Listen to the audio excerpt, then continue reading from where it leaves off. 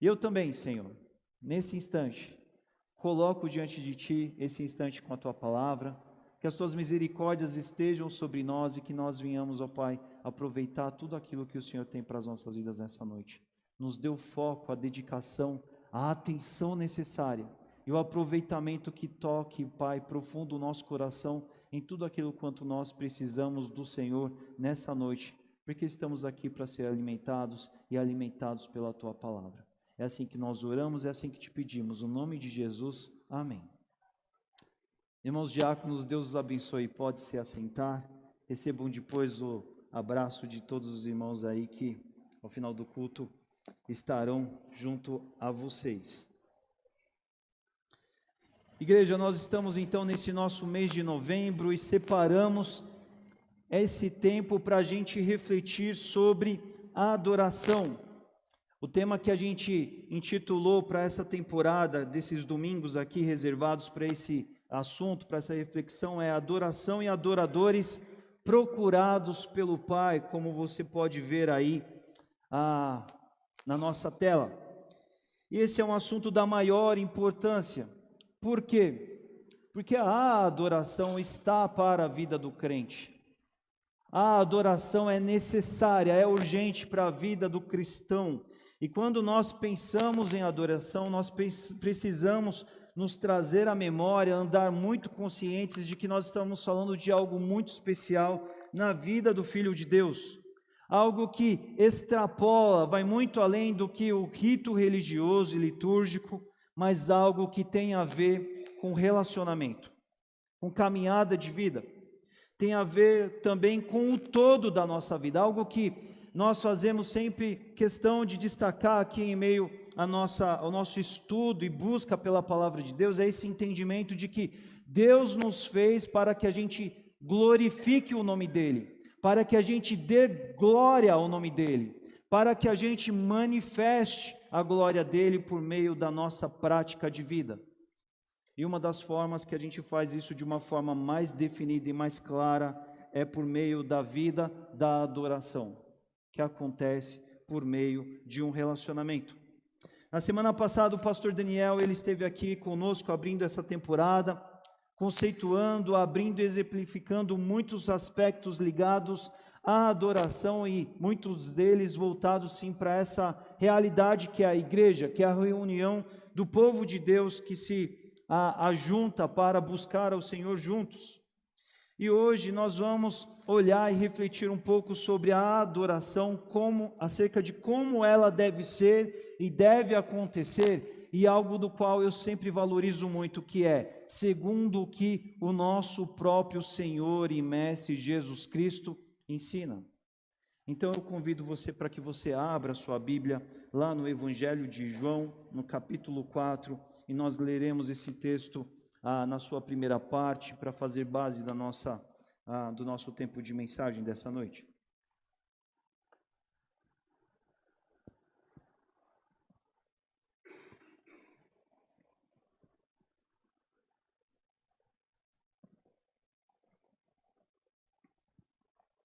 Evangelho de João, capítulo 4, versículos de 1 a 26, nós leremos, é o trecho aqui correspondente, segundo traz a Bíblia, a mulher samaritana. Lerei aqui, farei uma leitura corrida na nova versão transformadora. João, capítulo 4, a partir do versículo 1, que diz assim: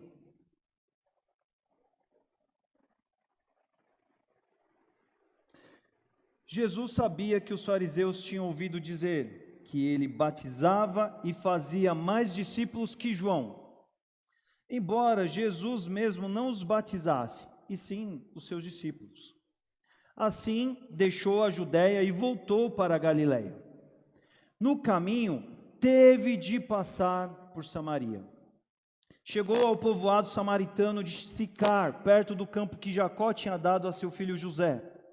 O poço de Jacó ficava ali, e Jesus, cansado da longa caminhada, sentou-se junto ao poço por volta do meio-dia. Pouco depois, uma mulher samaritana veio tirar água, e Jesus lhe disse: por favor, dê-me um pouco de água para beber. Naquele momento, seus discípulos tinham ido ao povoado comprar comida.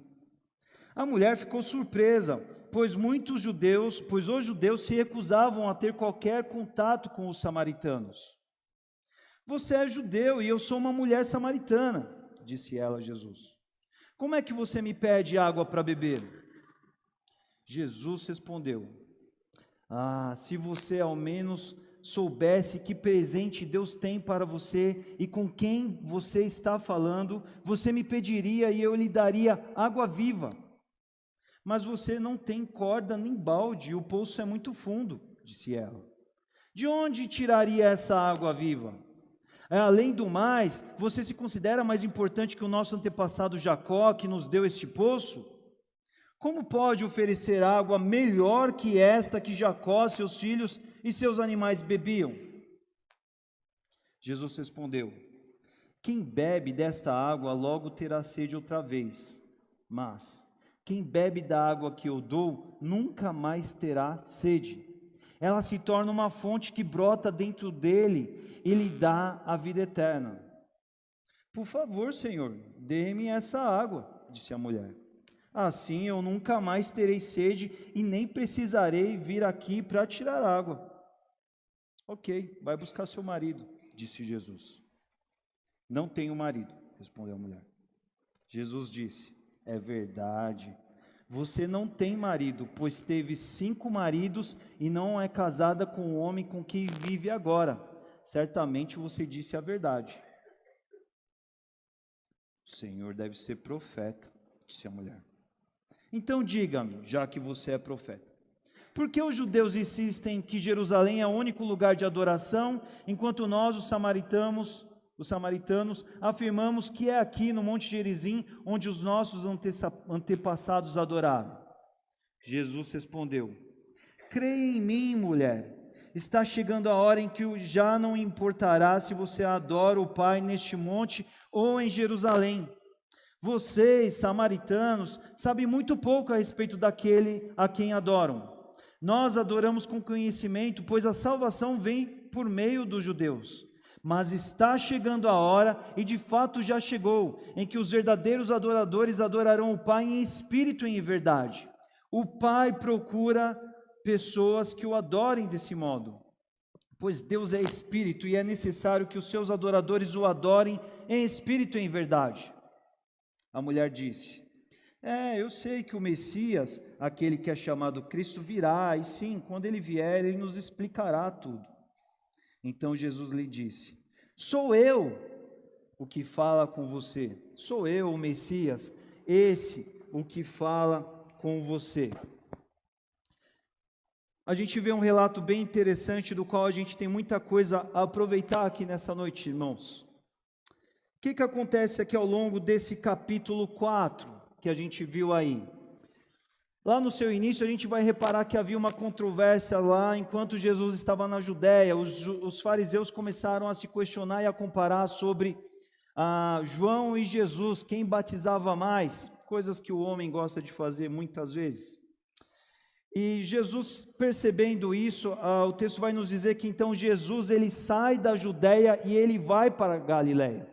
A Judéia é aquela região na onde estava Jerusalém, era o centro, era a metrópole, era o lugar mais ali populoso, onde tudo acontecia. E Jesus sai desse centro e vai para a Galiléia, que ficava ao norte de Israel, e onde tinha uma realidade mais retirada, mais interiorana dentro daquilo que a gente poderia dizer. Mas no caminho estava Samaria, e a realidade é que, assim como em todos os lugares, existiam muitos caminhos de Jerusalém para a Galiléia, muitos mesmos. E o caminho mais curto que tinha era o caminho que passava por Samaria, mas os judeus não gostavam de passar por Samaria. E por que eles não gostavam de passar por Samaria? Porque Samaria representava para eles um lugar, uma região impura, um lugar, uma região de gente descrente, de gente que era para estar no caminho do Senhor, mas por conta de um passado se desviou do Senhor, e era gente que se misturou com outros povos, foram pessoas que tomaram outros rumos e se apartaram de Deus aos olhos dos judeus. E os judeus, eles reconheciam isso de uma forma tão intensa, tão para valer, que eles nem queriam tantas vezes passar pelo caminho mais curto, mas muitas vezes eles davam a volta mesmo. Eles não passavam por ali. A Samaria era a capital do antigo reino de Israel, o reino do norte, que foi colonizado pela Síria. E quando a Síria foi colonizar a Samaria, o que a Síria fez? A Síria trouxe um monte de colonos, de pessoas de outros lugares da Mesopotâmia, para habitar em meio ao povo lá de Samaria. E isso gerou uma confusão, porque daí o povo começou a casar entre esses povos estrangeiros, o povo começou também a absorver dos deuses, da cultura, dos costumes que veio de fora, e tudo isso fazia com que os judeus, que eram um povo tão nacionalista, tão exclusivo e puro para Deus, rejeitassem os samaritanos. E essa miscigenação étnica era tão agressiva para os judeus, que os judeus não queriam nem passar perto de Samaria, e por tantas vezes eles desviavam. Mas o texto nos mostra aqui que foi necessário para Jesus passar por Samaria. E é muito interessante essa menção aqui do texto, porque essa menção tem a ver com o que Jesus tinha a fazer lá, que envolvia a vida dessa mulher e também os demais samaritanos desse vilarejo do qual Jesus queria alcançar, conforme a evolução do capítulo 4 vai mostrar aqui. Então eles estavam viajando, passaram por Samaria, pararam em Sicar, os discípulos foram comprar comida lá no vilarejo, Jesus ficou sentado ali nas imediações do poço, aquele calorão, meio-dia, sol escaldante, e uma mulher samaritana vai lá retirar água. E o detalhe é que as mulheres, inclusive as desse vilarejo, não tinham o hábito de tirarem água do poço ao meio-dia, porque certamente era a pior hora do dia para tirar água, diante de um sol escaldante, diante de um clima tão extenuante. As mulheres, elas iam ou na parte cedinho da manhã ou na parte da tarde, mas essa mulher, ela ia aqui meio-dia, porque essa mulher já era rejeitada dentro do seu próprio contexto local, no seu próprio vilarejo, na onde ela morava, porque ela era uma mulher que já tinha tido 5 maridos, e fosse pela questão desses 5 maridos já terem partido, e ela ser uma viúva que estava, enfim, enterrando muitos maridos, vamos dizer assim, ou fosse por uma questão do divórcio, mas as mulheres daquela vila certamente repudiavam essa mulher, e por isso ela já vivia segregada e separada. É por isso que essa mulher vai ali nesse horário tirar água. Mas ali, quando ela está ali tirando água, Jesus está ali com muita sede, cansado, e Jesus pede um pouco d'água para aquela mulher. E aí aquela mulher, ela fica surpresa, por quê? Porque era uma mulher que ela era, vamos dizer assim, duplamente discriminada. Porque ela era discriminada por ser samaritana, mas dentro dos samaritanos ela era discriminada também. E de repente um judeu vem e pede água para ela. E como que essa mulher sabia que Jesus era judeu? Os estudiosos vão mostrar que era certamente por causa da roupa que Jesus estava usando e pela expressão que Jesus diz, que no hebraico diferencia da forma com a qual judeus e samaritanos falavam. Mas para a mulher fica muito claro que ali estava um judeu falando para ela, e ela fala: como que você vem falar comigo, vem me pedir água? Aquilo não era uma coisa comum. E a partir dali que Jesus então começa a estabelecer uma conversa, porque Jesus queria alcançar aquela mulher e o seu povo. E é aí que Jesus toca nesse assunto da água viva. O que é a água viva dentro do que o texto nos apresenta? Água viva é a água corrente, a água pura, a água superior, a água da melhor qualidade. Uma água que estava num poço não era o melhor tipo de água, porque era água de chuva, era água de represa. Mas água viva representava a água de um rio perene que corria, e água pura, água cristalina, água cheia de vida. E é essa água que Jesus vem provocar e vem dizer para aquela mulher: olha, se você soubesse com quem você está falando, você receberia o dom de Deus e você receberia essa água viva. Mas a partir daí a mulher começa a ficar curiosa. Ela começa a falar assim: quem que é esse aí que vem falar comigo, vem falar de água viva? Aqui não tem um rio correndo, só tem um poço. Ele está falando de tudo isso. Isso começa a mexer com a curiosidade da mulher, e ela, meio que com um pouco de descrédito, desconfiança, ela vai continuar essa conversa com Jesus. Ela vai falar assim: como que você daria água viva para mim? Você nem balde tem aí, nem corda você tem aí. E o poço do qual eles estavam em volta ali, esse poço tinha cerca de 30 metros na época aqui do relato. Era um poço muito fundo, e como alguém que não tinha nenhum tipo de recurso, suporte, poderia dar uma água sequer do próprio poço, quanto mais essa dita água diferenciada da qual Jesus estava falando. E aí ela ainda vai esticar essa conversa e vai falar assim: olha, Jesus, se você está querendo me dar uma água especial, essa água aqui é a água que os nossos antepassados beberam, porque os samaritanos também se reconheciam sim como povo vindo do povo de Jacó, ali da tribo de Efraim, onde a cidade estava localizada ali. Eles falam assim: se Jacó, seus filhos, os seus animais, todos eles beberam dessa água, quem é você, um desconhecido, que ela não conhecia, não sabia que era Jesus, chega e me vem falar de uma água especial que está colocada aí. É nesse contexto que Jesus vai apresentar a água viva num sentido apontando para a vida eterna. Lá em João 7, versículos 38 e 39, a gente vai ver o texto bíblico falando nesse sentido também. Jeremias 17, 13 também fala isso, e Jesus vai apontar para essa história de uma água que tem uma outra caracterização, ela é simbólica daquilo que Jesus realmente gostaria de dizer, e é por isso que Jesus fala: olha, se você bebesse dessa água, você nunca mais terá sede. E a mulher, movida por curiosidade, ela então fala: tá ok, então me dá dessa água, já que eu nunca mais vou ter sede. A mulher começa a meio que provocar para ver onde tudo isso haveria de chegar, e é aí que Jesus vai usar o elemento que vai capturar a atenção daquela mulher. Aí Jesus fala: tudo bem, vai lá, traz seu marido.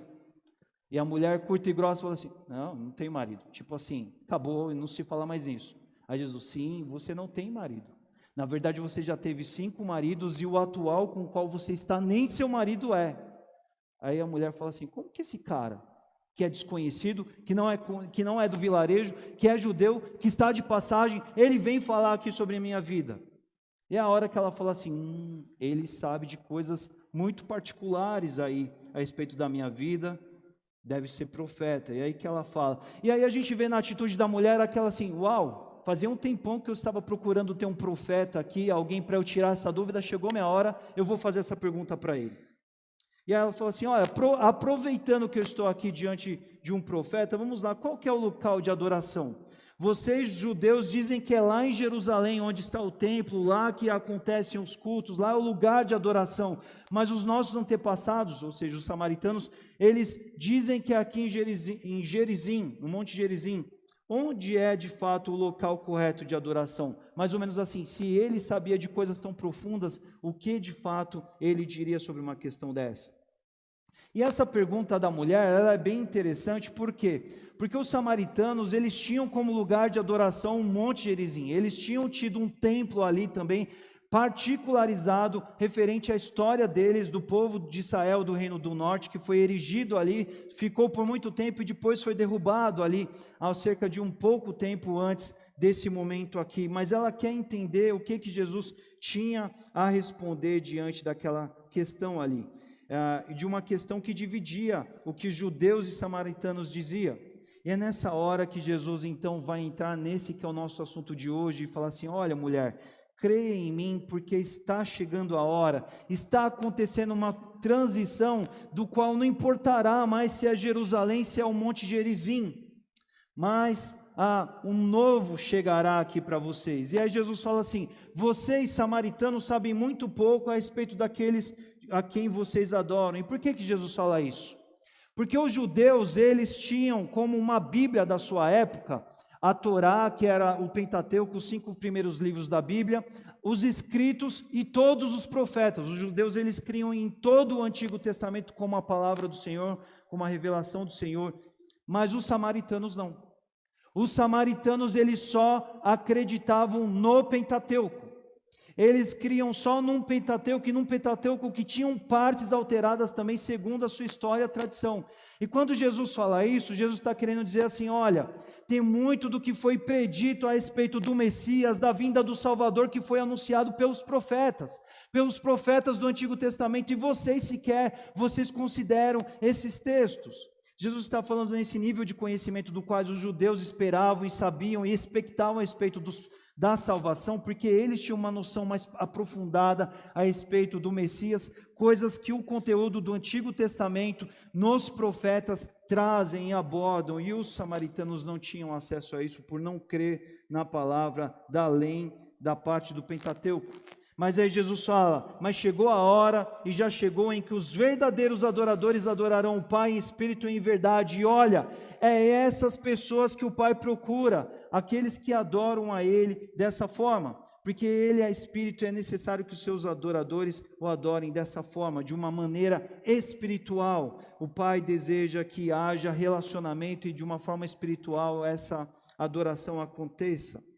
E a mulher, não Jesus, né? Ela diz, eu sei que o Messias virá, porque os samaritanos também aguardavam a vinda do Messias, e quando ele vier, ele falar dessas coisas. Quando ela fala Messias, quando ela fala Cristo, ela está falando exatamente do mesmo Messias que os judeus também esperavam. Messias aqui quer dizer o ungido de Deus em hebraico, Cristo quer dizer o ungido de Deus no grego, mas tanto por uma língua como por outra, ela está apontando para aquela que era a mesma esperança, tanto para Israel quanto para os samaritanos, e ela diz, quando ele vier, ele nos ensinará dessas coisas. E aí Jesus diz, não, eu já estou aqui, eu já estou ensinando a você diretamente, pessoalmente, sobre essas coisas aqui, estou falando sobre a água viva, estou falando sobre o dom de Deus. Então, irmãos, nós observamos o Evangelho de João que trata dessas abordagens pessoais de Jesus. Capítulo 3 de João, Jesus se encontra com Nicodemos e tem uma conversa muito específica com Nicodemos. Capítulo 4, Jesus se encontra com a mulher samaritana e tem uma conversa muito particular também. E a essência do livro de João é mostrar a divindade de Jesus, que é Filho de Deus, que é o divino, que é o Messias, que é o Cristo que veio. E em meio a esse episódio com essa mulher samaritana, Jesus ensina e fala sobre a adoração, que é o tema do qual nós temos a nos dedicar nessa noite, nessa expressão de em espírito e em verdade. Nós vemos aqui, diante desse aproveitamento desse texto, que o que está em questão e que está fazendo parte desse momento aqui é a transição, conforme nós vimos no texto aqui. A mulher, ela traz a bagagem daquilo que se experimentava no Antigo Testamento, que é uma adoração ligada a lugar, ou a lugares, isso próprio do período da lei. É por isso que ela traz essa postura, essa pergunta ali para Jesus, e não há nada de errado nisso, porque era o que eles praticavam. A adoração acontecia em Jerusalém, a adoração dos samaritanos acontecia nas imediações ali de Samaria, então ali no Monte Gerizim. Essa era uma controvérsia que existia, era o que era acontecido naquela época, naquele momento, sobre lugares que estavam reservados para se prestar culto. E a dúvida dessa mulher é uma dúvida legítima de quem tinha isso a perguntar já há muito tempo e nunca tinha tido a oportunidade de perguntar, mas quando ela se vê diante de um profeta, ela que era tão discriminada, ela vem porque de alguma certa forma essa pergunta estava guardada no seu imaginário e ela queria saber e entender de fato quem tinha razão em meio a essa história toda. E a gente vê então Jesus falando, olha mulher, chegou a hora, uma transição está em andamento, uma mudança está sendo definida, um momento do qual uma realidade será deixada para trás, uma outra realidade será definida, uma nova realidade da qual passaria pela pessoa do próprio Jesus Cristo e da obra que ele haveria de fazer. E é então que essa frase ela é tão definida, ela é tão importante para a nossa reflexão até hoje, daquilo que Jesus disse para a mulher. Jesus disse, olha, mulher, verdadeiros adoradores adorarão o Pai em espírito e em verdade. E já nessa frase, a gente já separa 3 focos muito interessantes. Preste atenção nela, verdadeiros adoradores adorarão o Pai em espírito e em verdade. A primeira coisa que eu quero chamar a atenção, verdadeiros adoradores, o que isso quer nos dizer? Quer dizer que existem verdadeiros adoradores e existem falsos adoradores também. Nas palavras de Jesus isso já está sendo definido aqui e deve chamar nossa atenção. Começa por aí. Adoração legítima não é qualquer adoração, isso vale para todo o Novo Testamento, vale para nós também. Segunda ênfase dessa frase aqui: adorarão o Pai. O que define o verdadeiro e o falso da adoração? É a adoração ao Pai. Porque dentro dessa perspectiva do assunto da adoração a Deus, da adoração no reino de Deus, o que define a legitimidade da adoração é adoração ao Pai. Pastor, mas isso é muito óbvio. Não necessariamente. Não tão óbvio assim. Porque tantas vezes se projeta adoração e a última coisa que está em questão no foco de quem está se pretendendo adorar é a figura do Pai, de Deus o Pai. E isso deve ficar claro e definido para nós, adoração ao Pai. E a terceira parte sobre o como, a forma da qual essa adoração, esse novo modelo de adorar, esse ensino de Jesus vai definir aqui, como isso deve acontecer. Em espírito e em verdade, não mais ligado a lugares físicos, ao concreto, ao material, ao endereço, a uma cidade, a um monte, mas num aspecto espiritual. E tudo isso por quê? Porque Deus é espírito e é necessário que assim Ele seja adorado espiritualmente, porque lá no começo foi assim que Ele definiu. Lá no começo havia acesso direto entre o adorador e o ser adorado. Deus se apresentava no jardim e Adão estava ali na presença dele. De uma forma pessoal, direta, a adoração acontecia. E esse Deus que é espírito, agora ele passará a ser adorado em espírito e em verdade, porque Deus quer acesso direto, Deus não quer intermediários. Não, Deus não quer uma adoração que passe por outras pessoas, mas a adoração que Deus define, ela é em linha direta, ela é em espírito e em verdade entre o adorador e aquele que adora. E é o que nesse instante seria possível por meio da obra de Jesus. No Antigo Testamento isso não era possível por conta da lei, por conta da separação que havia entre o homem e Deus, mas por meio do que Jesus estava fazendo nesse momento de transicionamento, isso seria possível para aquele que se voltasse para Jesus, para aquele que pudesse ser reconectado ao Pai por meio da obra de Jesus. Então é nesses pontos que nós vemos essa transição muito marcada, demarcando um momento e outro do qual Jesus queria falar, dessa saída desse momento da lei para o momento da graça, desse momento do qual a adoração ela era física, ela envolvia intermediários, ela envolvia certas expressões, e agora ela ia ser de uma forma mais impactante, pessoal, profunda, particular a quem tinha ali de fato a adorar. Isso é o que o texto, ali no recorte desses versículos principais, vai falar do que Jesus falou sobre a adoração para aquela mulher. E nós já podemos trazer aplicação direta, irmãos, sobre isso para nós hoje. Por quê? Porque apesar de sermos o povo da igreja, apesar de termos então passado aquele momento do qual Jesus esteve com aquela mulher e estarmos em pleno progressão do chamado Novo Testamento, o tempo da igreja, infelizmente, ainda acontece a adoração ligada a lugares. Ela permanece, infelizmente. E por quê, pastor? Porque essa é a vontade de Deus? Não, não é. Jesus definiu aqui, o texto é claro. Jesus mostrou que nele se concretizaria a transição de um novo modelo de adoração acontecer. Mas o fato é que ainda tem muita gente que se diz adorador de Deus, mas que presta adoração vinculada a lugares. Não se trata mais da realidade da qual aqui envolvia Jesus e a mulher samaritana, não envolve mais aspectos físicos, geográficos da nação ali de Israel, mas tem a ver hoje com a prática do vir à igreja.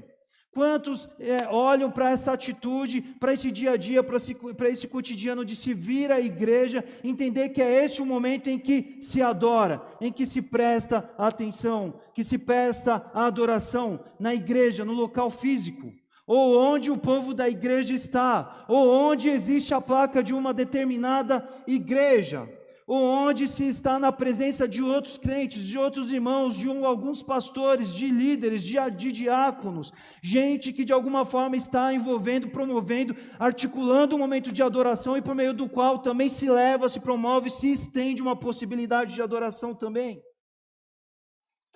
Adoração vinculada a lugares. Mas a má notícia é que, segundo o que nós lemos aqui, essa não é a real, a verdadeira adoração à igreja que Deus procura, que Deus deseja, que Deus quer. Porque, primeiramente, quando nós falamos, quando nós pensamos, quando nós raciocinamos sobre a adoração, ela é algo que não deve estar ligado a algo, a alguém que promove, alguém que faz, alguém que estimula isso. O pastor Daniel disse isso na semana passada.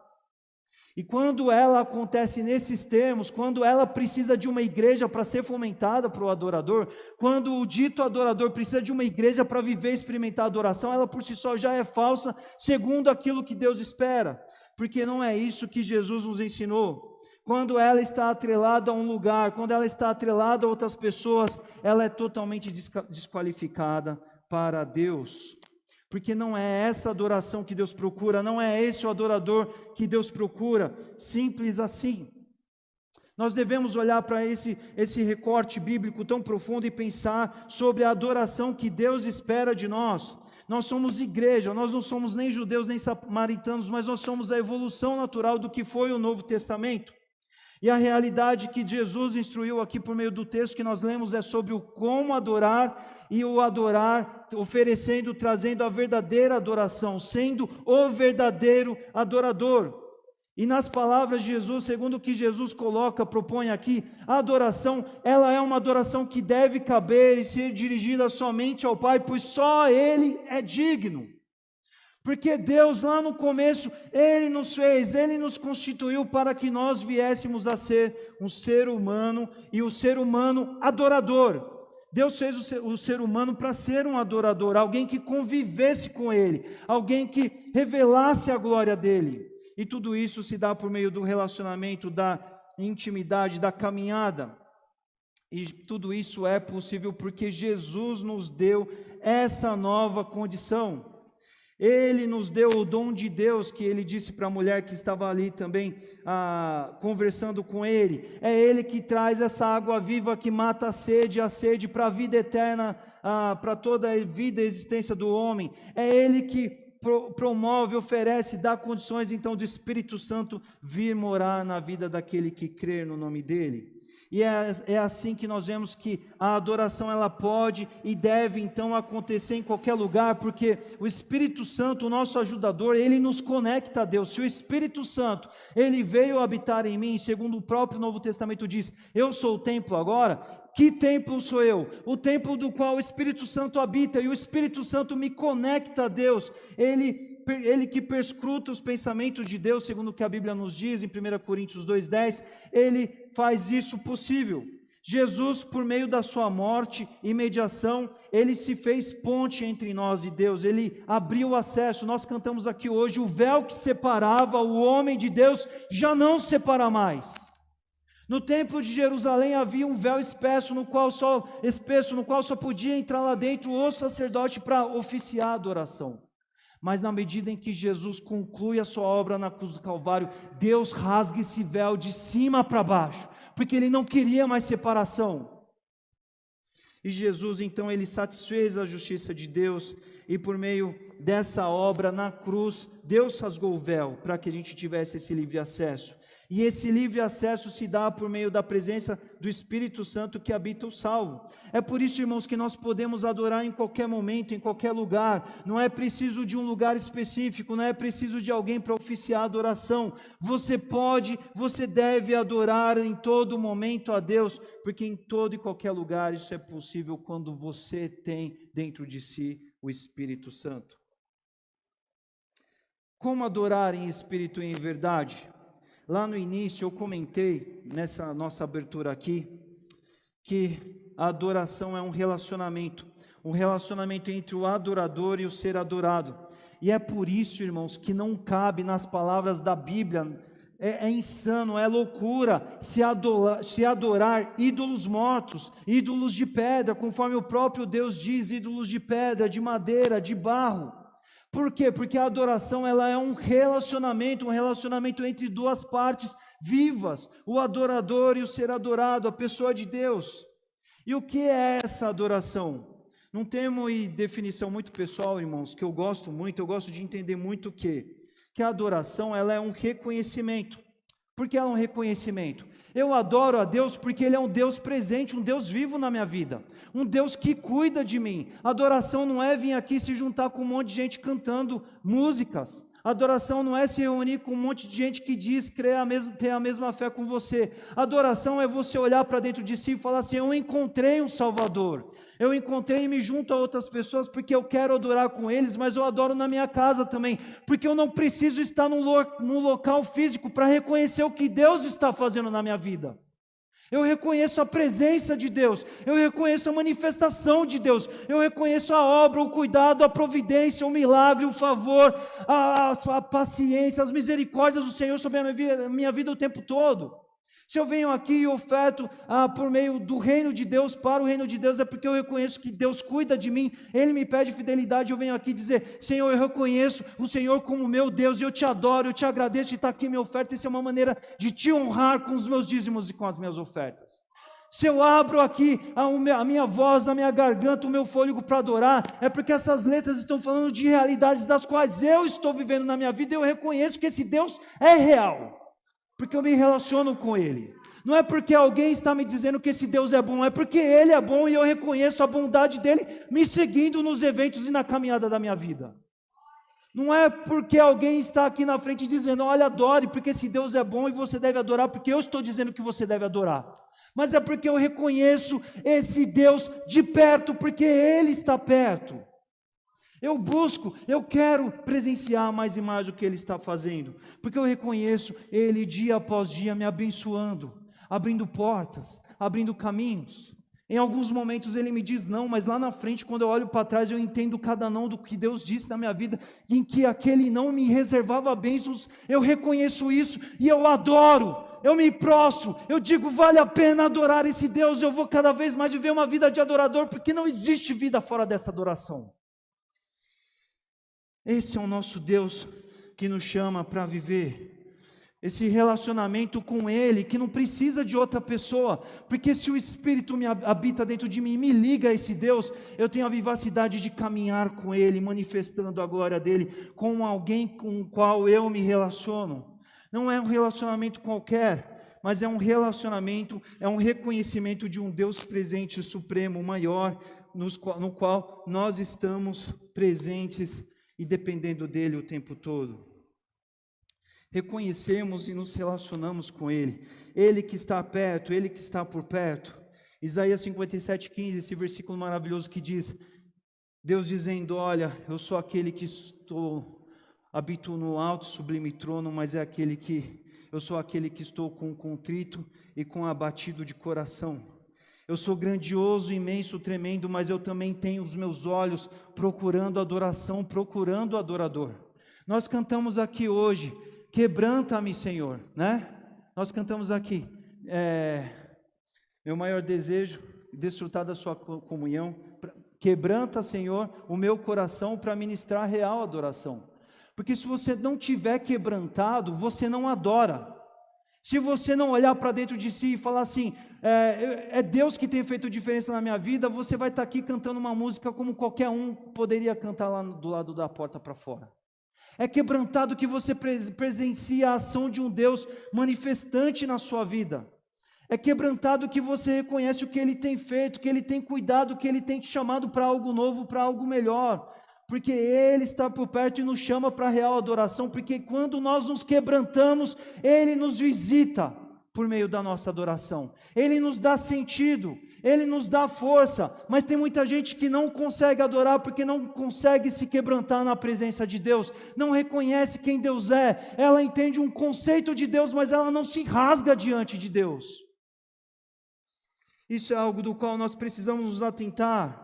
Adorar é venerar, é contemplar, é admirar Deus. Você admira Deus?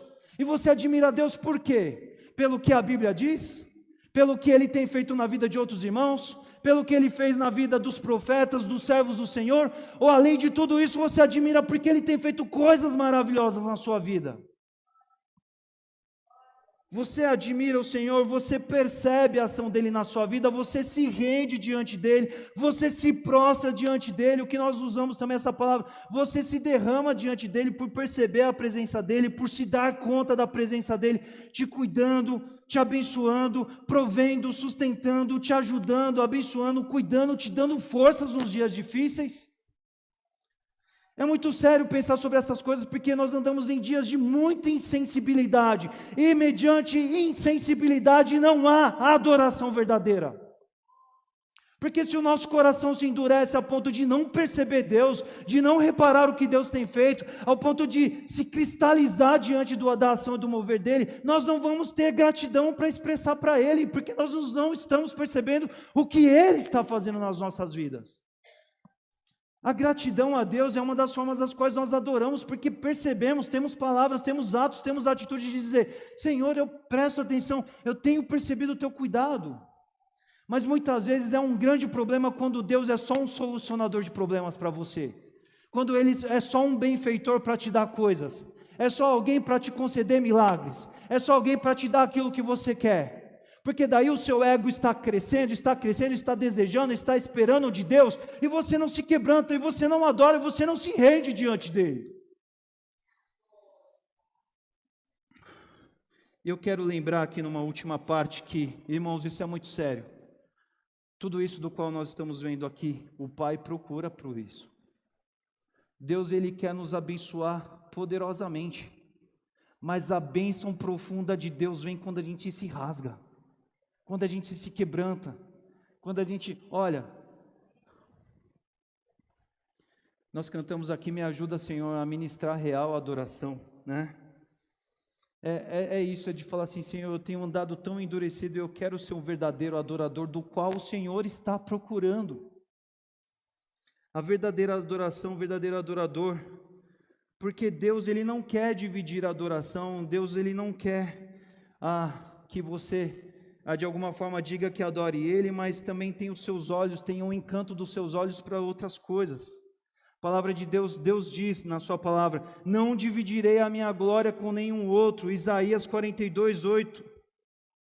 Deus não se interessa, Ele não quer te observar e ver que você está adorando, está vivendo uma dita experiência de adoração porque você está num dado lugar. Não é o lugar que te define como adorador, mas é a tua vida com Deus que te faz um adorador. Deus não se interessa, Ele não quer observar você no teu particular e ver que você pode até estar verbalizando palavras, dizendo coisas, mas o teu interior não está quebrantado e adorando Ele, percebendo Ele. Deus, Ele não quer te ver em falta de adoração, que não seja aquela em espírito e em verdade. Ele quer que você de fato o reconheça. E esse é o momento, irmãos, entre você e Deus, entre cada um de nós e Deus, porque a grande pergunta é: nós somos os adoradores que somos, enquanto somos aqueles dos quais Deus deseja encontrar? Tudo isso tem a ver sobre os adoradores que nós somos, sobre a adoração que nós prestamos a Deus. Eu quero destacar isso. Deus está olhando para esse lugar de encontro, Ele está olhando cada um na nossa individualidade, Ele está reparando bem que tipo de adorador nós somos, se somos verdadeiros adoradores ou não, se estamos em espírito e em verdade, ou se estamos por causa de um momento de uma reunião social. Ele está observando se nós estamos num relacionamento com Ele, ou de alguma forma nós temos apenas alguma religião. Deus não quer religião, Deus quer adoração, Deus quer adorador diante dEle, que o adore, que se relacione, que o reconheça, que o perceba, do qual Deus tenha gosto mais e mais de abençoar, porque sabe que está ali alguém que reconhece, que participa, que presencia do agir dEle na vida dele. Deus, Ele é aquele que observa cada gesto, cada palavra, cada oração que a gente faz, meus irmãos. E tantas vezes, o que Deus vai enxergar nas nossas orações? Pessoas quebrantadas que se rendem diante dEle, ou apenas pessoas que pedem algum favorecedor pura e simplesmente? Deus, Ele repara em cada letra que a gente canta. Hoje nós cantamos aqui, sobre ter intimidade contigo, Senhor. Nós cantamos aqui hoje sobre conhecer mais e mais o Senhor. Hoje nós cantamos aqui sobre o lugar secreto, e tudo isso tem a ver com aprofundamentos relacionais. Mas como nós vamos ser adoradores se Deus ele é apenas alguém da minha religião, ele não é o meu Pai, do qual eu adore a Ele em espírito e em verdade, do qual eu experimente filiação e receba a paternidade de fato da parte dEle. Nós precisamos pensar se temos adorado de verdade ou se temos adorado de uma forma enganosa, ritualística, religiosa, legalista. Porque Deus está nos observando e vendo se nós estamos tendo uma adoração espiritual de verdade, em espírito e em verdade, adorando Ele como Ele procura, ou se não estamos nessa direção e Ele quer que a gente se quebrante para que a gente experimente o que Ele tem de melhor para nós. Nós somos os verdadeiros adoradores que Jesus disse que haveriam de ser, aqueles que adoram a Deus em espírito e em verdade. Nós prestamos verdadeira adoração ao Senhor. Se não somos, meus irmãos, hoje é um tempo de pensar, refletir e orar sobre essas coisas, porque Deus ele quer que você viva uma vida de adoração, porque por meio da vida de adoração e relacionamento, Ele vai te abençoar sobremaneira, Ele vai te dar significado de vida mesmo em meio aos dias mais difíceis, Ele vai te dar uma alegria, Ele vai te dar contentamento, porque você é alguém que percebe Ele por perto. Não adianta nada cantar uma letra sobre um Deus por perto e não presenciar Deus por perto na sua vida, e hoje é um tempo para nós refletirmos sobre isso. Deus ele quer olhar para nós aqui e enxergar a verdadeira adoração, e Deus quer olhar para cá e te enxergar aqui um verdadeiro adorador, porque você está adorando a Ele em meio aos que adoram também. Ele quer olhar para cá e ver os que adoram aqui em cima e os que adoram aí embaixo, sim. Ele quer olhar para todos nós e perceber que estamos de fato adorando verdadeiramente, porque daí da onde estamos falando diretamente, pessoalmente com Ele. Não estamos simplesmente em meio a pessoas que estão adorando e estamos simplesmente no meio e no bolo. Porque Ele quer relacionamento, porque Ele quer que a gente reconheça, porque Ele quer que a gente se vislumbre, se maravilhe com a glória dEle na nossa vida, e a gente adore, a gente reconheça, e a gente tenha um coração grato, e a gente tenha a palavra de gratidão, de alegria, de satisfação dEle, que é um Deus abençoador, realizador, cuidador das nossas vidas. Feche os seus olhos, meus irmãos. Vamos orar nesse instante. Pai, nós estamos aqui nessa noite, diante de tantas letras maravilhosas que cantamos aqui. Queremos reafirmar diante do Senhor o objetivo de vida de sermos verdadeiros adoradores. Nós cantamos aqui nessa noite sobre estar rendido ao Senhor, diante do Senhor. Nós cantamos, o Senhor é meu e nós somos teus. Nós cantamos, ó Pai, sobre um nível de intimidade mais profundo com o Senhor. Nós cantamos sobre adorar ao Senhor lá num lugar secreto, lá onde a congregação não está, mas no particular, seja em meio aos muitos da igreja, seja na particularidade do dia a dia, te buscar e te encontrar, Senhor. Nós cantamos que o Senhor está perto, nós cantamos que queremos, ó Pai, ser quebrantados, nós cantamos que queremos, Senhor Deus, caminhar mais e mais perto de Ti, Senhor Deus, ministrar real adoração, Senhor Deus, conhecer mais e mais, desfrutar da Tua comunhão, porque não existe algo mais maravilhoso do que participar da comunhão com o Senhor e presenciar os Teus feitos, Tuas realizações e adorar com todo o ânimo, com toda a alegria, com toda a entrega, por enxergar o Teu agir nas nossas vidas, Senhor. Nós cantamos aqui essas verdades, ó Deus, enquanto o Teu povo nós queremos te suplicar para que a nossa vida seja um dia a dia, um passo a passo de viver essas verdades que cantamos aqui nessa noite, Senhor Deus. Precisamos ser verdadeiros adoradores, Senhor Deus. Isso é algo do qual ninguém fará por nós, senão nós mesmos diante do Senhor na Tua presença. É por isso que nós cantamos sim nessa noite, Pai, quebranta, Senhor, o nosso coração, para que a gente venha a ser verdadeiro adorador, adorador que adore única e exclusivamente o Pai, adorador que em espírito, ó Pai, percebe, se conecta, clama, busca, se rende, se admira, tem gosto de testemunhar do que o Senhor tem feito, do que o Senhor já fez e crê em fé do que o Senhor vai realizar. Pessoas que se rendem, pessoas que sabem que tem um Deus vivo, que pode adorar, porque é alguém com o qual se relaciona, não é um símbolo, não é uma marca, não é um artifício, um objeto, mas é um Deus presente de perto, que está no alto sublime trono, mas está aqui nos observando enquanto adoradores também. Pai, quebranta, ó Pai, o nosso coração, nos ajude a sermos os verdadeiros adoradores dos quais o Senhor procura. É assim que nós clamamos nessa noite, no nome santo de Jesus. Amém, Senhor. Amém.